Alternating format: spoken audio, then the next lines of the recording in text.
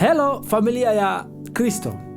Katika mwendelezo wetu wa somo letu la namna gani kijana anaweza kutumia nguvu yake ili kampa matokeo, nataka niseme kwamba wapo vijana ambao wamekuwa wakitamani kitu fulani kufanya, lakini amewekeza nguvu yake, muda wake na akili yake kwenye kitu kingine, na hii imeishia tu kwenye matamanio ya kile kitu anachokifanya, na wakati mwingine imepelekea kushindwa kufanikiwa kwenye kitu chochote katika hivyo viwili, kwa sababu kipo hichi anakitamani kukifanya, lakini kipo hichi pia ambacho hatamani kukifanya, lakini amewekeza muda wake mwingi, amewekeza akili yake nyingi, amewekeza na nguvu yake nyingi. Hapo anashindwa kupata matokeo mazuri.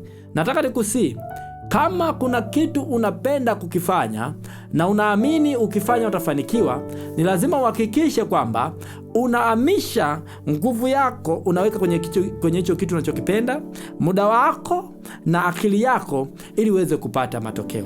Nataka nikwambie, na bila kukata tamaa utafanikiwa. Pia kumbuka, mwekezaji mzuri wa kitu chochote, matokeo yake huyapata ndani, sio chini ya miaka 4 mpaka 5.